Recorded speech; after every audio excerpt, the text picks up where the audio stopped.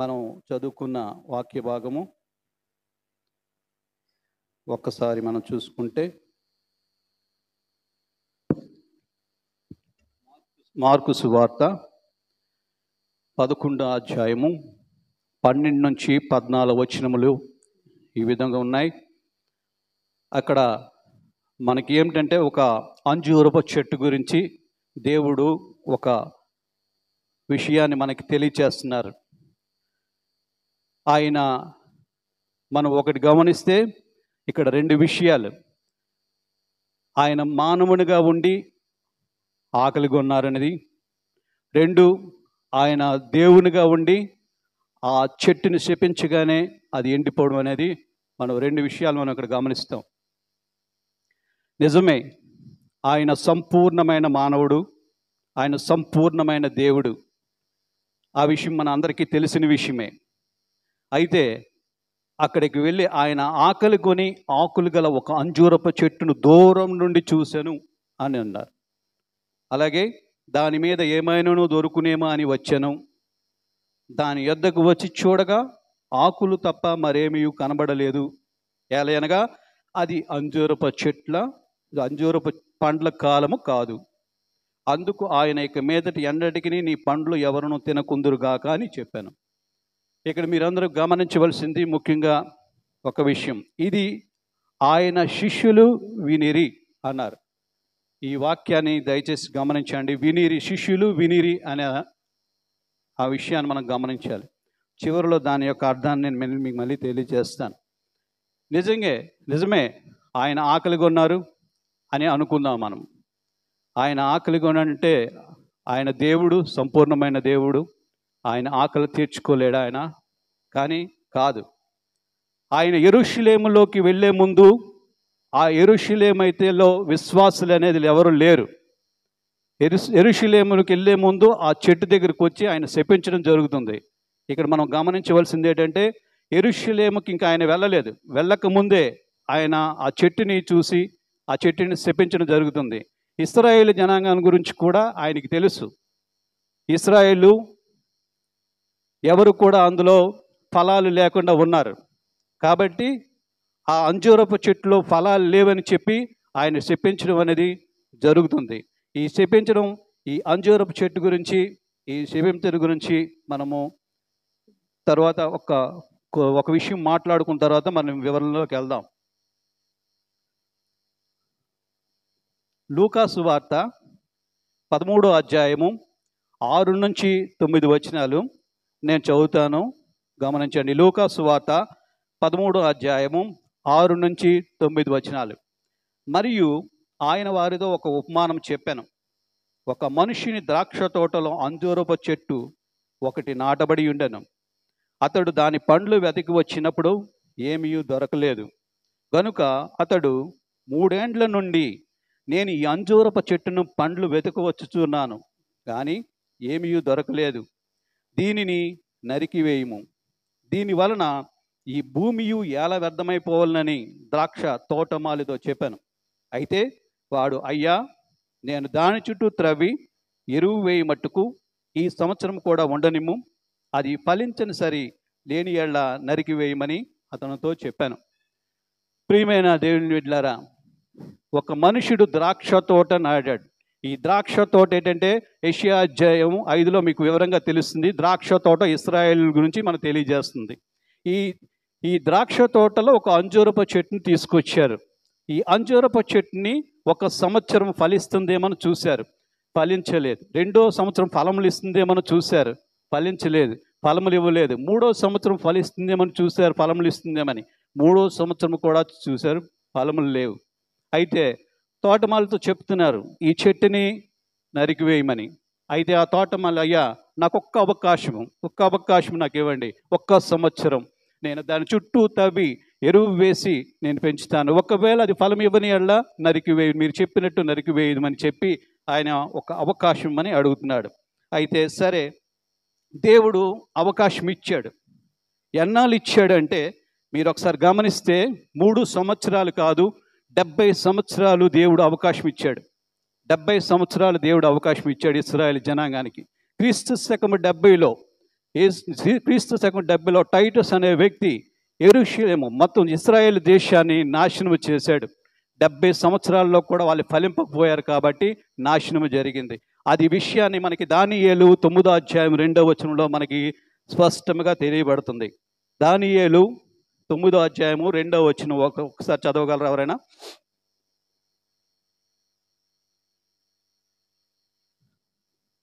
చదవండి.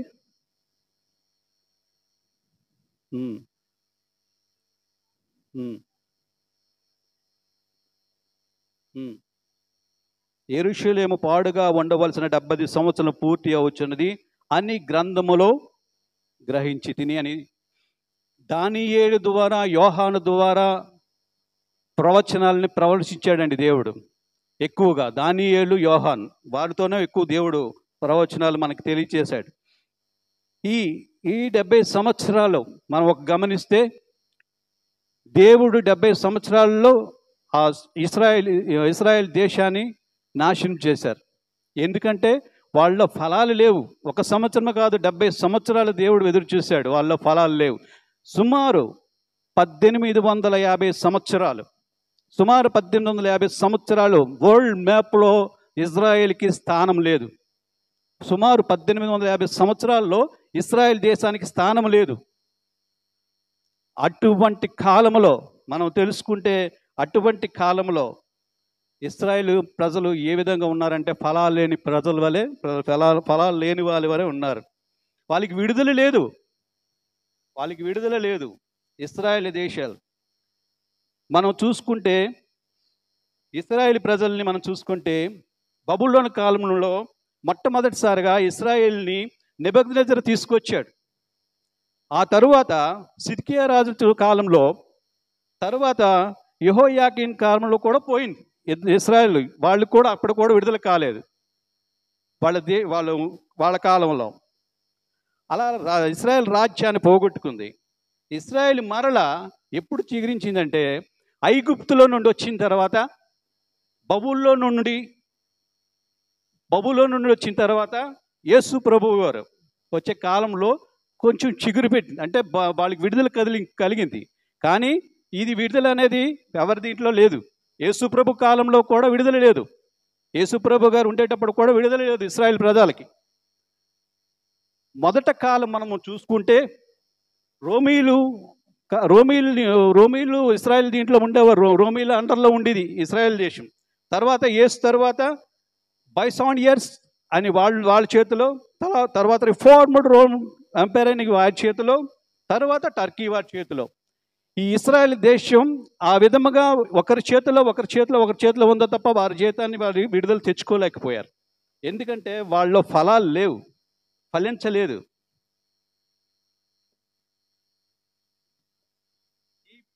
ఈ టర్కీ వారు ఎంతవరకు ఉన్నారంటే 1917 వరకు, 1917 ఫస్ట్ వరల్డ్ వార్, అంతవరకు టర్కీ వారి చేతిలో ఇశ్రాయేల్ దేశము వాళ్ళ చేతిలో ఉంది. తరువాత 1917లో ఎప్పుడైతే వరల్డ్ వార్ అయిందో బ్రిటిష్ వారి చేతిలోకి వచ్చింది. 1917 నుండి 1948 వరకు, 1917 నుంచి 1948 వరకు బ్రిటిష్ వారి చేతిలో ఉంది. అప్పుడు 1917లోనే, అంటే 1978లో బెల్ఫోర్ డిక్లరేషన్ అనే ఒక ఇంగ్లాండ్ విదేశీ వ్యవహారాల మంత్రి ఆ వ్యవహారాలన్నీ చూసేవాడు. ఈ ఇశ్రాయేల్ దేశాల యొక్క వ్యవహారాల మంత్రి. ఆయన దగ్గర ఆ బ్రిటిష్ కాలంలో విక్టోరియా రాణి గారు అంటే ఈ ప్రపంచ యుద్ధములో డాక్టర్ సర్ వైజ్మ్యాన్ అని ఆయనతో మాట్లాడుతున్నారు.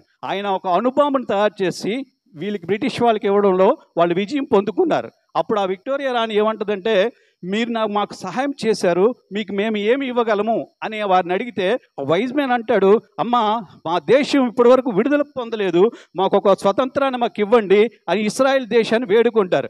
అప్పుడు ఆ విక్టోరియా రాణి వచ్చి ఈ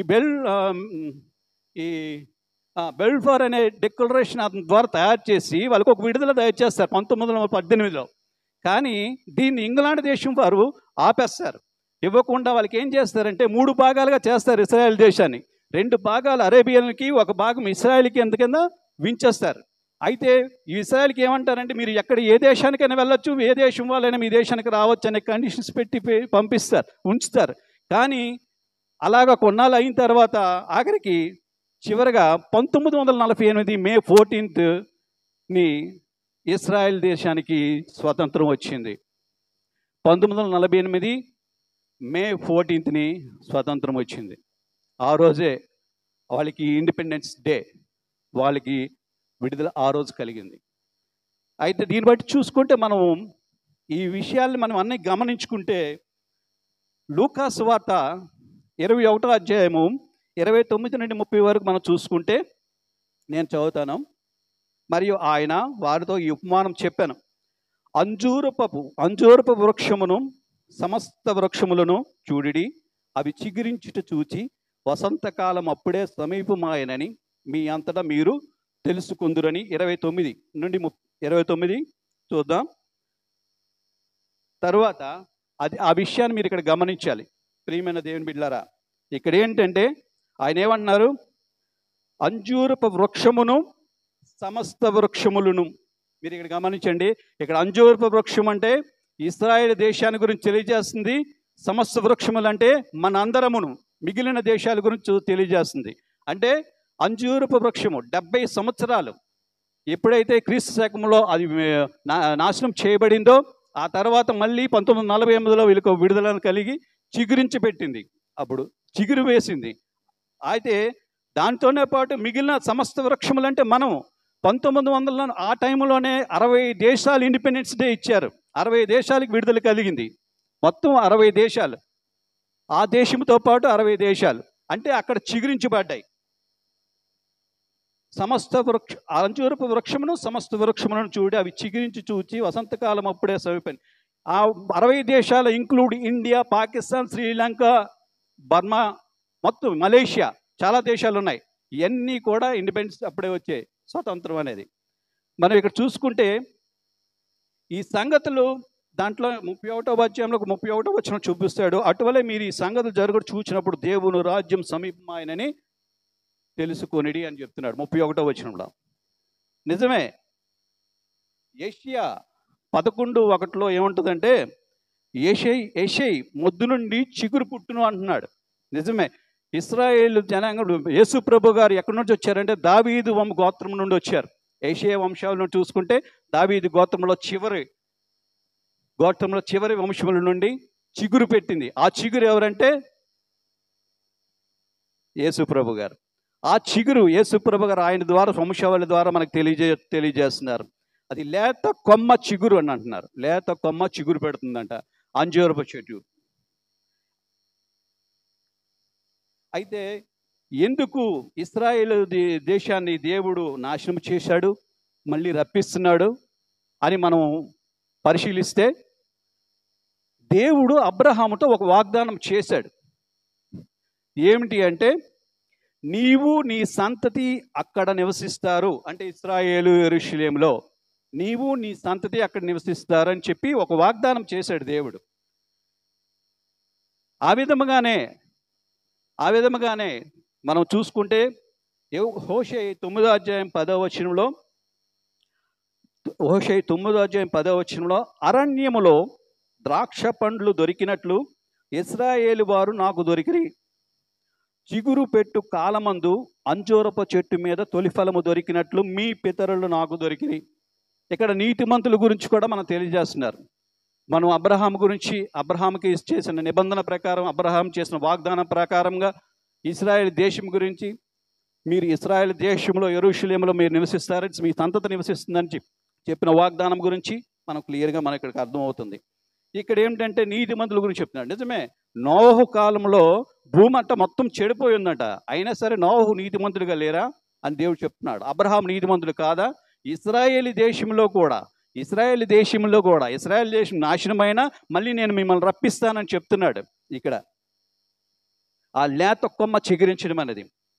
యేసు ప్రభు గారు యెరూషలేం పట్టణంకి చాలాసార్లు వెళ్ళారు.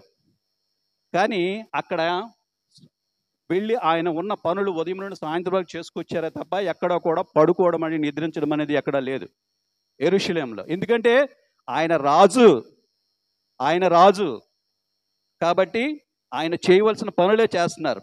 ఆయన రాజుగా యెరూషలేములో ప్రవేశించారు. మొదట గాడిద మీద వచ్చారు, రెండోసారి ఆయన నడుచుకుంటూ వెళ్ళారు. అక్కడ వెళ్ళేటప్పుడు మీరు చూస్తే ఆయన ఒక రాజులా వెళ్ళారంట.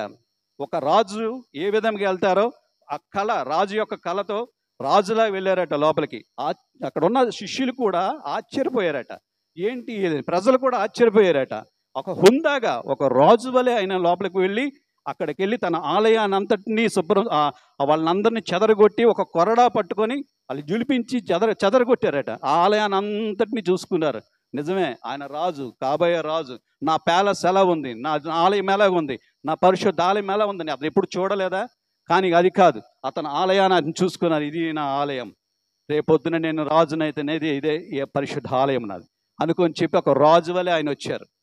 కాబట్టే నజరేతులో యేసు ప్రభు గారిని వెతకడానికి పట్టుకోవడానికి వచ్చేటప్పుడు వారిని చూసి అడిగితే యేసు ప్రభు గారు అడుగుతారు, మీరు ఎవరు, దేనికి వచ్చారని అడిగితే, మేము నజరేయుడైన యేసుని వెతకడానికి వచ్చామని.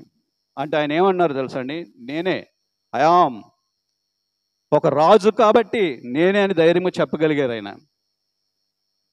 పిలాతు వచ్చి యూదుల రాజువు నువ్వేనా అని అంటే అవును అనలేదు ఆయన, నువ్వన్నట్టే అన్నారు. ఆయన ఒక రాజు, ఆయన భయపడ్డ రాజు, ధైర్యంగానే సమాధానం చెప్పాడు. ఆయన గవర్నర్ అయినా సరే ధైర్యంగానే సమాధానం చెప్పాడు. ఎందుకంటే ఆయన రాబోయే రాజు, కాబోయే రాజు. అటువంటి రాజు, అంత రాజరికం ఉన్న అతను 1200 శిష్యుల కాలు కడిగారు ఆయన. అంత రాజు అయినా సరే 12 మంది శిష్యులకు కూడా కాలు కడిగారు. అలాగే మనం చూసుకుంటే ఆయన ఒక మనిషి, మానవుడు, అలాగే దేవుడు కూడా.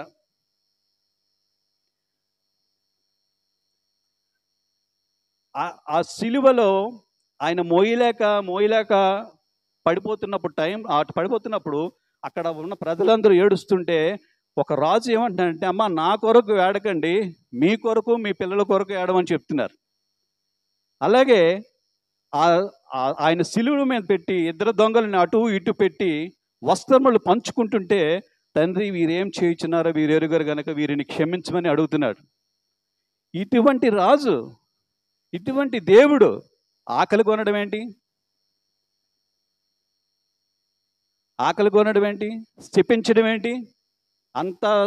ఆయన్ని అంత హింసించినా, అంత అక్కడ సిలువలో మేకులు కొట్టి అంత బాధ పెట్టినా సరే ఎవరిని కూడా క్షమించలేదే.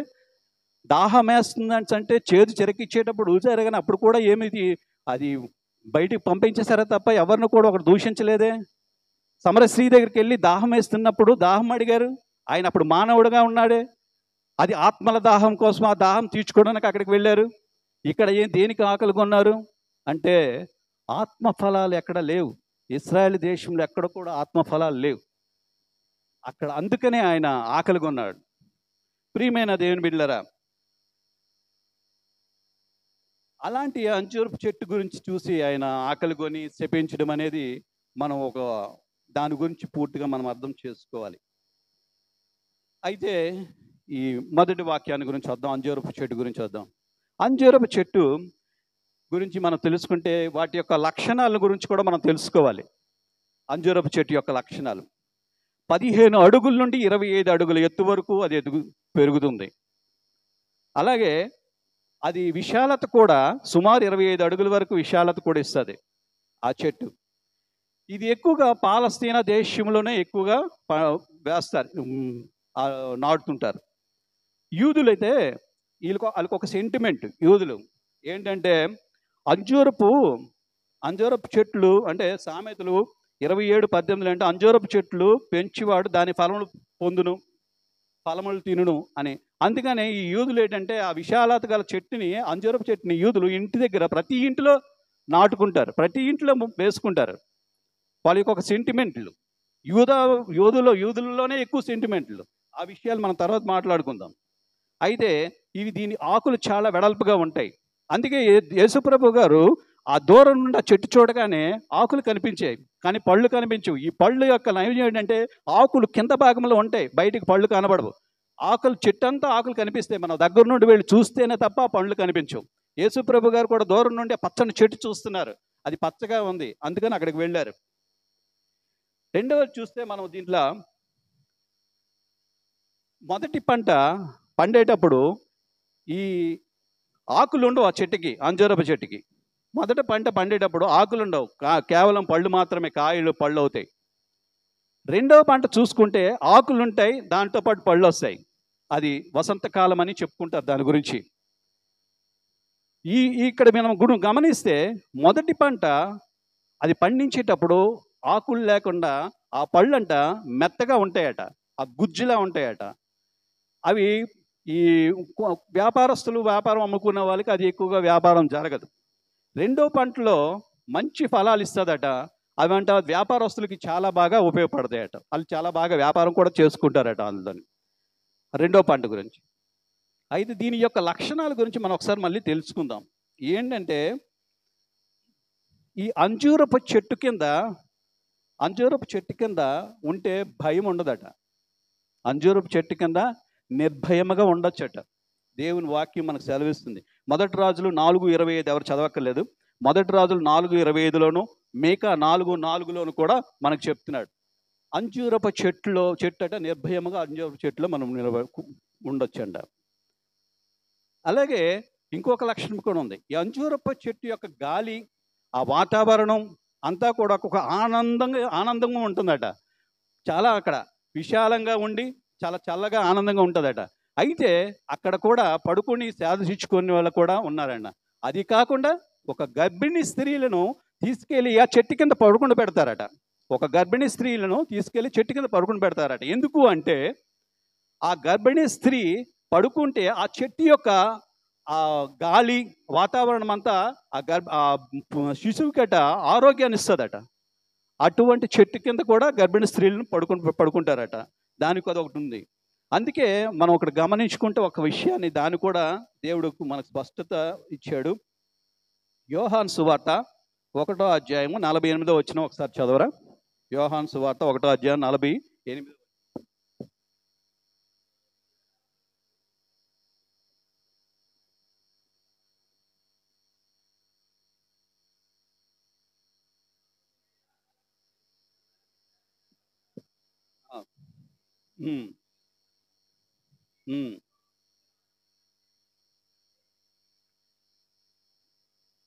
తర్వాత 49.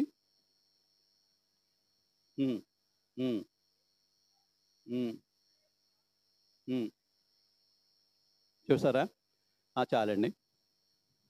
ఆయన ఎవరో తెలీదు, నతానియేలు, యేసుప్రభు గారు తెలీదు. ఫిలిప్పు తీసుకొస్తాడు నజరేయుని యేసు దగ్గరికి. తీసుకురాకముందే ఆయన అక్కడి నుంచి నతానియేలుని పిలుస్తారు. నేను ఎలాగా నీకు తెలుసు అని ఆయన అడుగుతున్నాడు. ఆయన అందుకనే చెప్తున్నాడు, అంజూరపు చెట్టు క్రింద. అంటే నతానియేలు తన తల్లి గర్భమునందు పడుకునేటప్పుడే నతానియేలుకి దేవుడు అక్కడ ఎరిగి ఉన్నాడు. అక్కడ నతానియేలు తన తల్లి గర్భమందే. అందుకే అతను వెంటనే అతను ఏమంటున్నాడు, బోధకుడా నీవు దేవుని కుమారుడవు, ఇశ్రాయేలు రాజు అని ఆయనకు ఉత్తరం ఇచ్చెను. ఆయన యొక్క వెంటనే దేవుడని గ్రహించాడు. నిజంగా ఆ నతానియేలు ఆ చెట్టు కింద ఉన్నారో లేదో తెలియదు, కానీ తన తల్లి గర్భం అక్కడ తెలుసు.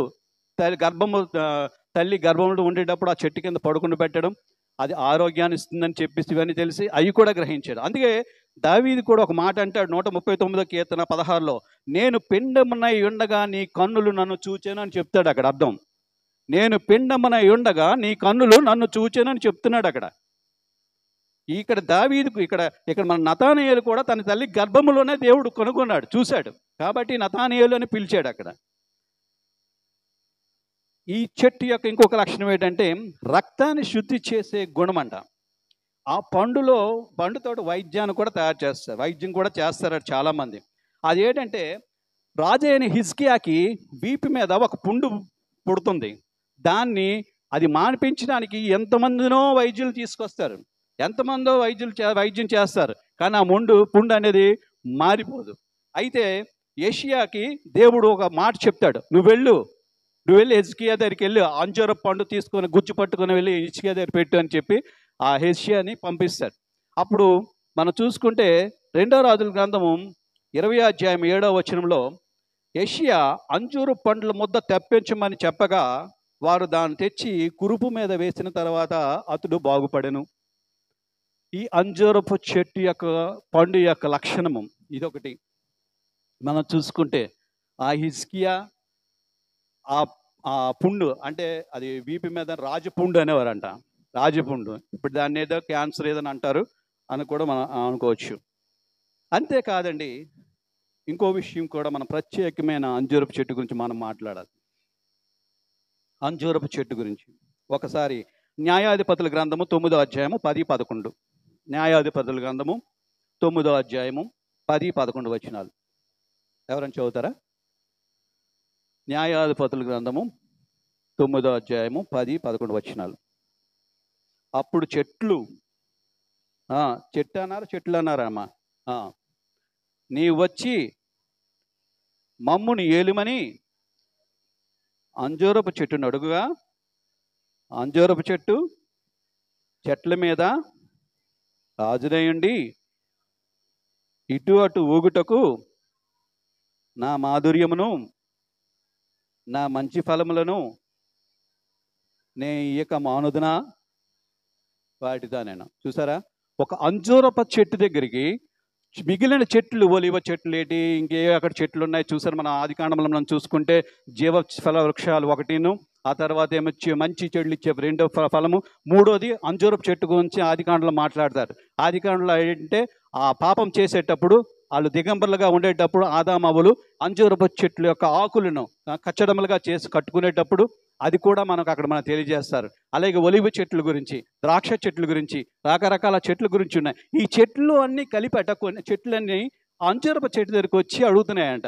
ఏమని అడుగుతున్నాయి? అంజూరపు చెట్ల దగ్గరికి వచ్చి నీవు మమ్మల్ని ఏలుము అని అంటుందంట. అంటే మేము మమ్మల్ని ఏలుము అని ఒక రాజు నువ్వుగా ఉండు, ఒక రాజుగా నువ్వు ఉండు అంటున్నాడు.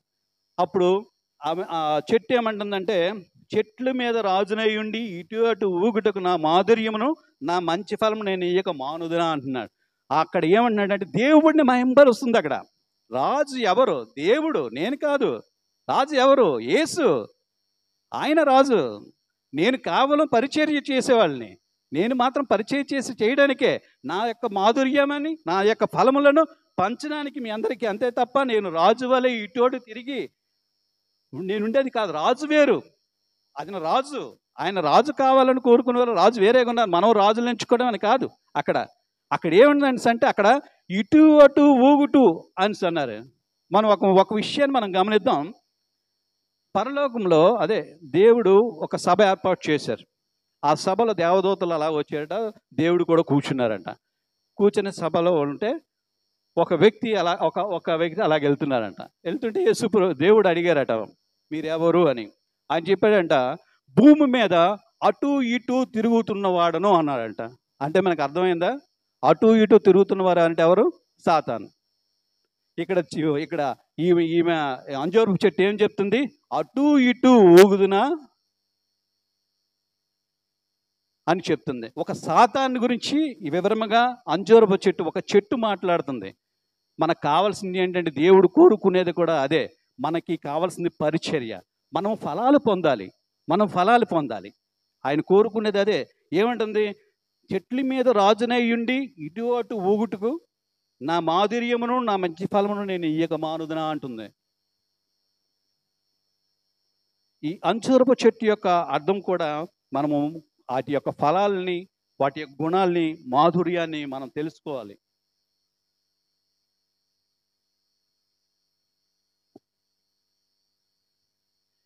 అయితే మొదటిగా మనం చూస్తే ఈ అంజూరపు చెట్టు గురించి మనం చూసుకుంటే, అంజూరపు చెట్టు త్రోవ పక్కన ఉంది.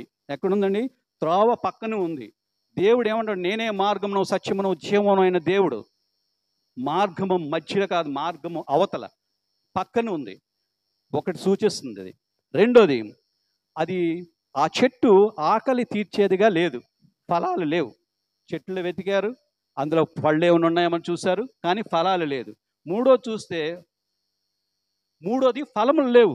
అక్కడ ఆకలి ఆ చెట్టు, రెండోది వెళ్ళి చెట్టు చూస్తే చెట్టులో పండ్లు లేవు, పండ్లు ఇవ్వలేదు. మూడోది ఫలములు లేవు.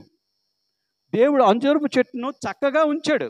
పచ్చగా చక్కగా ఉంచాడు. అంటే ఇశ్రాయేల్ అందరూ ప్రజలందరినీ కూడా చక్కగానే చూస్తున్నాడు. కానీ వాటిల్లో ఫలాలు పొందట్లేదు, ఫలాలు దొరకట్లేదు, ఫలాలు రావట్లేదు. వారి నుండి ఎటువంటి ఫలాలు కూడా రావట్లేదు ఇశ్రాయేల్ దేశంలో. ఈ ప్రజలు పెదవులతో, అంటే దాని గురించి మార్కు సువార్త 7వ అధ్యాయంలో 6వ వచనంలో మనకు ఒక మాట చెప్తారు. ఏమంటారంటే, నేను చదివేస్తాను. ఈ ప్రజలు పెదవులతో నన్ను గణపరుచుదురు కానీ వారి హృదయము నాకు దూరంగా ఉన్నది. వారు మానవులు కల్పించిన పద్ధతులు దేశోపదేశములు బోధించుచు నన్ను వ్యర్థముగా ఆరాధించుదురు అని వ్రాయబడినట్టు వేషధారుల వలె అని చెప్పి యెషయా ప్రవచనం గురించి తెలియచేస్తున్నాడు దేవుడు. యెషయా ప్రవచనమే ఉంది, వేషధారుల వలె ఉన్నారని ఇజ్రాయేల్ దేశుల గురించి. నిజమే, ఆ చెట్టు పచ్చగా ఉంది, చాలా పచ్చగా ఉంది. శారీరకంగా మనం బాగానే ఉంటాం, కానీ మనకి ఫలాలు మనకు ఉండవు. మనం చూస్తే బాగానే ఉంటాం కానీ మనకి ఫలాలు మనకు ఉండవు. అక్కడ చెట్టు పచ్చగా ఉంది కానీ ఒక పండు కూడా లేదు ఆ చెట్టులో. దాని గురించి దేవుడు ఏమంటాడంటే, మనం పచ్చగా ఉన్నా ఫలాలు లేనప్పుడు ఏమంటుంది అంటున్నారండి, ప్రాణము లేని శరీరం ఎలాగ మృతమో అలాగే క్రియలు లేని విశ్వాసము కూడా మృతమే. మనం ఒక పచ్చగా ఉన్నా ఫలాలు లేకపోతే అది ఆ వృక్షమే వృధం, వేస్ట్, పనికిరాదు, అసలు దేనికి ఉపయోగం లేదు. యాకోబు 2:26లో చెప్పిన విధంగా. అయితే ఇవి ఎప్పుడు నెరవేరుతాయి? ఇవన్నీ ఎప్పుడు నెరవేరుతాయి అంటే, వసంత కాలంలో అంచురపు చెట్టు చిగురుస్తున్నప్పుడు ఇవన్నీ నెరవేరుతాయి. 2000-3000 సంవత్సరాల క్రితంలో మాట్లాడే మాటలు మనం గమనించుకుంటే, అక్కడ చెప్పే వాక్యాన్ని మనం గమనించుకుంటే అవన్నీ ఇప్పుడు నెరవేరుతున్నాయి దేవుని. అందుకే అంటాడు దేవుడు ఏమంటే, లోకము గతించిన కానీ నా మాటలు గతించవని అంటున్నాడు. అతను చెప్పే ప్రతీది కూడా జరుగుతుంది. ఇశ్రాయేలుకి రాజుగా యేసు ప్రభు గారు వస్తారు. 1000 సంవత్సరాల పరిపాలన అతను చేస్తారు. అది 3వ ఆలయం కట్టబడుతుంది.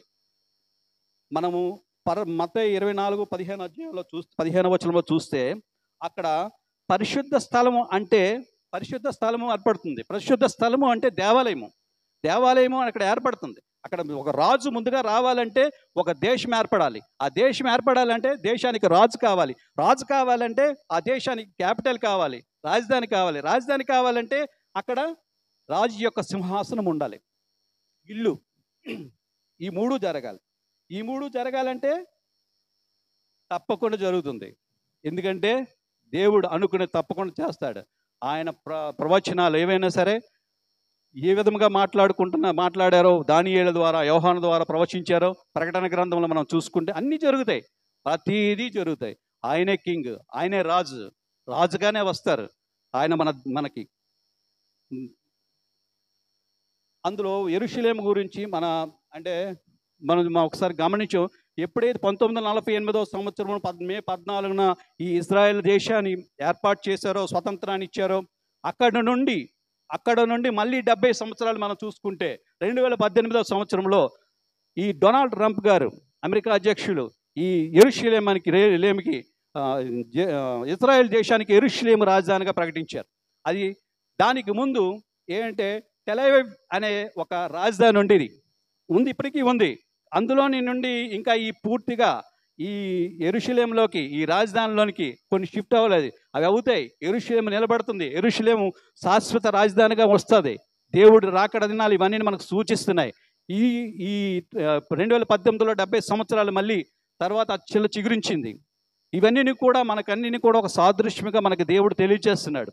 7 సంఘములు మనం చదువుకుంటే ప్రకటన గ్రంథం 2వ అధ్యాయం మీరు అంతా చదివితే 7 సంఘాల గురించి దేవుడు అక్కడ మాట్లాడుతున్నాడు. మొదటి సంఘం, నేను అన్ని సంఘాల గురించి చెప్పను, మీరు ఒకసారి చదువుకోండి 7 సంఘాల గురించి. 7 సంఘములో మొదటి సంఘము ఎఫెసీ సంఘము, చివరిది సంఘము లవొదికయ సంఘము.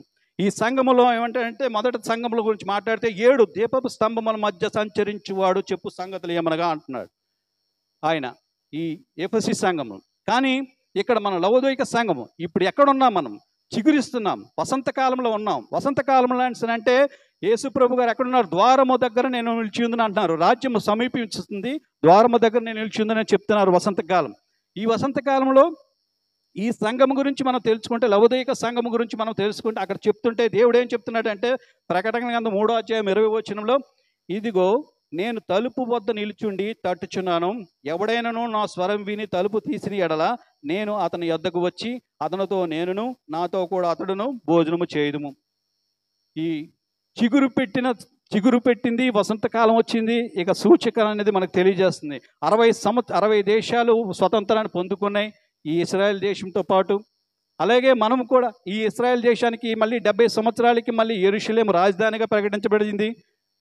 ఈ యెరూషలేము రాజధానికి మళ్ళీ ఇప్పుడు ఇంకో కట్టవలసింది ఏంటంటే, ఆలయం ఒకటి నిర్మాణం జరగాలి. దేవుని బైబిల్లో కూడా 3వ ఆలయం నిర్మాణం జరుగుతుంది కూడా దేవుని వాక్యం తెలియజేస్తుంది. ప్రియమైన దేవుని బిడ్డలారా, లూకాసు సువార్త 21:31 అదే మనం ఇందాక చదువుకున్నాం. దేవుని రాజ్యం సమీపిస్తుంది కనుక దాని గురించి మనము ఖచ్చితంగా తెలుసుకోవాల్సింది, మనం ఈ విషయాలు గమనించాలి. అంజూరపు చెట్టు కాలంలోనే కాదు, అంజూరపు చెట్టు అంటే ఒక విశ్వాసి గురించి దేవుడు చెప్తున్నాడు. విశ్వాసి అనేటప్పుడు కాలంలోనే, అంటే ఇప్పుడు ఈ 40 దినాలు మనం ఇక్కడ చేస్తున్న ఈ 40 దినాలు చాలా విశ్వాసంగా మనం ఉండి మనం ప్రార్థనలు చేయడమే కాదు. విశ్వాసం అంటే, విశ్వాసి అనేటప్పుడు ప్రతి 365 సంవత్సరాలు కూడా అతను ఫలములు ఫలించాలి. ఫలములు ఫలించాలి. అవి సీజన్ అన్సీజన్ అని కాదు. అకాలంలో కూడా అంజూరపు చెట్లు కాలం ఉంది, ఫలాలు పని చేయట. మరి అలాంటప్పుడు ఆ కాలంలో పనిచేటప్పుడు 3 సంవత్సరాలు, అంటే అక్కడ చూడండి, 3 సంవత్సరాలు దేవుడు ఎందుకు ఎదురు చేశాడు? ఇంకొక సంవత్సరం ఎందుకు అడుగుతున్నాడు వాళ్ళు? 3 సంవత్సరాలు ఏంటంటే, ఒక అంజూరపు చెట్టు గుణము, ఒక పండు అంట ఆ చెట్టుకి తీయకుండా వదిలేస్తే 3 సంవత్సరాలు ఉంటుందట ఆ పండు. అలాగే ఆ చెట్టుకి ఉంటుందట. అది ఎండిపోవడమో, చిగురించడమో, ఎండిపోవడమో, అది కుళ్ళిపోవడమో, ఏదో విధంగా అది ఉండిపోయి చివరికి ఆ పండు అంట అలా క్షీణించి దాంట్లో నుండి చిగురు పుడుతుందట. అప్పుడు వసంతకాలం అంట. అందుకని 3 సంవత్సరాలు అక్కడ చూశాడు దేవుడు. 3 సంవత్సరాలు అక్కడ పంట చూశాడు. ఏ పంట కూడా 3 సంవత్సరాలు కూడా అంజూరపు చెట్టుకి కాయలేదు. ఆయన ద్వారం దగ్గర ఉన్నారు, తలుపు తడుతున్నారు అనే విషయాన్ని మనం గమనించాలి. మరొకటి ఏంటంటే, నహుముకి కూడా కొన్ని దర్శనాలు కలిగాయి. 3:12 కూడాను, అలాగే ప్రకటన గ్రంథం 6:13 కూడాను ఈ అకాల కాలంలో కూడా అంజూరపు చెట్లు ఫలాలు ఇవ్వడం కూడా ఆ నహుము కూడా కొన్ని విషయాలు మాట్లాడతాడు. 3:12 ప్రకటన గ్రంథం 6:13 కూడా. అయితే ఇక్కడ ఏమైందంటే, ఆ అంజూరపు చెట్టు దగ్గరికి దేవుడు వెళ్ళి అంజూరపు చెట్టుని చూస్తున్నారు, అక్కడ వెతుకుతున్నారు, ఏమీ దొరకలేదు ఆయన. ఎందుకంటే ఆయన మీకా 7:1 ఏమంటున్నారు, నా ప్రాణమ నాకు ఇష్టమైన ఒక కొత్త అంజూరపు పండైనను లేకపోయినే అంటున్నారు. నా ప్రాణమునకు ఇష్టమైన ఒక అంజూరపు పండైనను లేకపోయినే అని అంటున్నారు. మీకా 7:1. ప్రియమైన దేవుని బిడ్డలారా, ఒక్క విశ్వాసి కూడా కనిపించట్లేదు ఆయనకి. ఎవ్వరు కూడా ఫలాలు పొందుకున్నట్టు ఒక్కరు కూడా కనిపించట్లేదు ఇశ్రాయేల్ దేశంలో. ఒక విశ్వాసి ఎప్పుడు ఫలాలు పొందడం అనేదే కాకుండా ఫలాలు పొందాలి. ఆ విశ్వాసి యొక్క అది లక్షణాలు మనం తెలియజేయాలి. విశ్వాసి ఎప్పుడు కూడా ఫలాలు పొందుతూనే ఉండాలి. ప్రతి ఒక్కరూ మనం ఏంటంటే, శారీరక ఫలంలో మనం పొందేస్తున్నాం, పర్వాలేదులే, ఏదో దేవుడు మనకి ఇస్తున్నాడు, నాకు అన్నీ ఇస్తున్నాడు, ఇంకేమున్నాయని. కానీ ఆత్మఫలాలు ఉంటాయి కొన్ని. గలతీ 5:22 ఆత్మఫలాల గురించి తెలియచేస్తుంది. నిజమే, ప్రతి ఒక్కరూ ఫలించాలి, అది ఆత్మఫలములై ఉండాలి. ప్రతి ఒక్కరూ ఫలించాలి, ఆత్మఫలములై ఉండాలి. అవి లేకపోతే ఆ అంజూరపు చెట్టునట్టు చెప్పించినట్టు దేవుడు శపిస్తాడు తప్పకుండా. మన యొక్క మాధుర్యానే కాకుండా మన యొక్క మంచి ఫలం, ఒక అంజూరపు చెట్టు వలె మన యొక్క మంచి ఫలాన్ని మనం ఫలించాలి. మన యొక్క మాధుర్యాన్ని, మన యొక్క ఫలాల్ని మనం పొందుకునే విధముగా దేవునికి ఇష్టమై ఉండాలి. ఆయన తలుపు తట్టినప్పుడు పరిశుద్ధుల వలె ఆయనతో పాటు భోజనము చేయాలి, ఆయనతో సిద్ధపడి కలిగి ఉండాలి. ఆయన ఇంతవరకు ఒక అడ్వకేట్గా, అంటే అక్కడ ఉన్న ఇశ్రాయేలు ప్రజలు అందరి తరపున, ప్రతి ఒక్కరి తరపున ఒక అడ్వకేట్గా అతను పనిచేశారు. కానీ తరువాత అతను జడ్జి అయి వస్తారు. ఆ జడ్జి అయ్యేటప్పుడు తీర్పుకి మనం లోబడాలి. ఆయన తీర్పుకి మనం తప్పించుకోలేము. ఇప్పుడైతే అతను న్యాయవాది ఉన్నాడు, ఇంకా జడ్జిగా అతను వస్తారు. వచ్చేటప్పుడు దానికి మనము ఆ తీర్పుకి లోబడి మనం ఉండాలి. ఇక్కడ ఏంటంటే, ప్రకటన గ్రంథం అందులోని 3:22 ఏమంటాడంటే, సంగములతో ఆత్మ చెప్పుచున్న మాట చెవి గలగవాడు వినుగును గాక. ఇక్కడ మనకేమన్నారని మొదట్లోనే ఈ శిష్యుల్ని ఎందుకు యేసుప్రభు గారు వెళ్ళారు, నాకు ఆకలేస్తుంది అక్కడ నేను చూస్తానని, నేను ఒక్కరే వెళ్ళలేదు, ఆయనతో పాటు వీళ్ళు కూడా వెంబడించారు. వెంబడించేటప్పుడు ఆయన చెప్పే మాటలన్నీ ఆయన విన్నారు. ఆయన శిష్యులు వినిరి అని లాస్ట్లో మనం ఉన్నది. ఇక్కడ ఏం చెప్తున్నాడంటే, ప్రతి ఒక్క సంఘానికి, ప్రతి ఒక్కరికి కూడా సంఘములతో ఆత్మ చెప్పుచున్న మాట చెవిగలవాడు వినుగాక అని చెప్తున్నాడు. మనం వినడం అంటే అది ఆ విషయాలు దేవుడు ఎందుకు ఆ అంజూరపు చెట్టు దగ్గరికి వెళ్ళాడు, ఎందుకు ఆకలి కొన్నాడు, ఆయన దేవుడు కాదా, ఆకలి ఎందుకు కొన్నాడు, ఆయన ఎందుకు అక్కడ శపించాడు, ఆ శపించిన వెంటనే మనం అందులో చూసుకుంటే వెంటనే ఆ చెట్టు ఎండిపోవడం చూస్తుంది. ఇంకొక దాంట్లోనైతే మరుసటి దినం వాళ్ళు ప్రయాణం వెళ్తుండగా శిష్యులు ఆ ఎండిపోయిన చెట్టును చూసి, ప్రభువా ఇదిగో నువ్వు శపించిన చెట్టు ఎండిపోయిందని చెప్పుకోవడం వేరే మనం చూస్తాం. ఎందుకు అలా జరిగిందని అంటే, అది వాళ్ళకి ఒక ఇశ్రాయేలు ఈ 3.5 సంవత్సరాలు 33 సంవత్సరాల తర్వాత 3.5 సంవత్సరాలు ఈయన పరిచర్యలు ఉండేటప్పుడు వాళ్ళు దేవుడు యేసుప్రభుతో ఉండి కూడా వాళ్ళు ఏమీ కూడా తెలుసుకోలేకపోయారు, గ్రహించలేకపోయారు. అతను ఏమంటున్నారంటే, ఇశ్రాయేల్ దేశముల గురించి వాళ్ళకి అందులో ఫలాలు లేవని అనుకుంటున్నారు. యెరూషలేములోకి వెళ్ళేటప్పుడు ఆయన చెట్టును శపించారు. ఎందుకంటే యెరూషలేము లోపల ఎంటర్ అవ్వకముందే ఆయన చెట్టును శపించారు. అక్కడ ఏంటంటే ఇశ్రాయేలులో ఫలాలు లేవు, ముందుగానే ఆయన శపించారు. అక్కడ తోవ పక్కన ఉంది. మన జీవితాలు ఏ విధంగా ఉన్నాయి, మనం ఎలా ఉన్నాం, మన పరిశుద్ధతను మనం కాపాడుకోవాలంటే, మనం ఏమైనా ఆత్మఫలాలు మనం పొందుకోవాలంటే, దేవుని వాక్యం, దైవజనులు ఇంత కష్టపడి ఇన్న మంచి వాక్యాన్ని మనం అందిస్తుంటే వినేసి వెళ్ళిపోతే మనకు ఆత్మఫలాలు మనం పొందుకోలేం. అది ఫలించాలంటే మనం తప్పకుండా ఆ వాక్యాన్ని ధ్యానం చేయాలి. మన హృదయంలో అది విత్తబడి ఫలింపబడితేనే మనం ఆ ఆత్మఫలాలను మనం పొందుకోగలం. మనం ఆ ఆత్మఫలాలు మనం పొందుకుంటేనే మనం ఈ విధంగా, లేదంటే ఆ అంజూరపు చెట్టు వలె మన జీవితాలు శపింపబడతాయని మీకు అందరికీ తెలియజేస్తున్నాను. ఈ అవకాశం నాకు ఇచ్చిన సంఘ కాపరి గారికి మరొకసారి నా హృదయపూర్వక కృతజ్ఞత తెలియజేసుకుంటూ, ఎగ్జిక్యూటివ్ కమిటీ వారికి మీ అందరికి కూడా ప్రత్యేక కృతజ్ఞతలు నాకు తెలియజేసుకుంటూ, ఈ అవకాశం ఇచ్చిన మరొకసారి మీ అందరికి క్షమించండి. చిన్న ప్రార్థన చేస్తాను. ప్రియ పరలోకపు తండ్రి, నాయన, నేను మాట్లాడే మాటలు అది నేను కేవలం ఒక దైవజనుల్ని కాదు, నేను ఒక ప్రొఫెసర్ని కాదు, నేను ఒక థియాలజీ కాలేజీలో నేర్చుకునేవాడిని కాదు, కానీ ఒక బైబిల్ పట్టుకొని వచ్చి పరిశుద్ధ ఆలయంలో నేర్చుకున్న వాక్యాన్ని ధ్యానం చేస్తే మీరు నాకు ఇచ్చే ఈ ఆలోచన విధానంతో నేను ఈ మాటలు చెప్పాను. ప్రభువా, ఇందులో ఏమైనా తప్పులుంటే నన్ను క్షమించండి. మంచి మనసుతో సంఘము కూడా క్షమించవలసిందిగా కోరుకుంటున్నాను. ఎందుకంటే ఇది దైవ వాక్యము, ఇది చెప్పడానికి లోతైన మర్మాలు ఉంటాయి. అవి నేను నేర్చుకోవడంలో ఏమైనా లోటుపాట్లు ఉండొచ్చు. కానీ దైవజనులు ఉన్నారు, ఇక్కడ రెవరెండ్లు అందరూ ఉన్నారు, వారందరి ముందు నేను మాట్లాడాను. ఆయన ప్రభా, నాకు మీరున్నారని నమ్ముతాం, నేను మాట్లాడిన మాటల్లో మీరున్నారని నేను నమ్ముతూ విశ్వసిస్తూ ఈ చిన్న ప్రార్థన నా ప్రభువును రక్షకుడైన యేసుక్రీస్తు నామములో అతి మిక్కిలి బ్రతిమలాడి వేడుకొంచున్నాం పరమ తండ్రి, ఆమేన్. పరలోకమందున మా తండ్రి, నీ నామం పరిశుద్ధపరచబడునుగాక, నీ రాజ్యం వచ్చునుగాక, నీ చిత్తం పరలోకము నెరవేరినట్లు భూమి మీద నెరవేరునుగాక. మా అనుదిన ఆహారం నేడు మాకు దయచేయము, మా రుణస్తులను క్షమించిన ప్రకారం మమ్మల్ని క్షమించుము, మమ్మల్ని శోధనకి తేక కీడును తప్పించుము. ఎందుకనగా రాజ్యము, బలము, మహిమ నిరంతరము నీవైనావు తండ్రి, ఆమేన్. మన తండ్రి అయిన దేవుని ప్రేమ, కుమారుడైన యేసుక్రీస్తు యొక్క కృప, పరిశుద్ధాత్మిక అన్యోన్య సహవాసం ఇక్కడ చేరిన మనకందరకు, సంఘమంతటికి సదాకాలము తోడే ఉండునుగాక. ఆమేన్.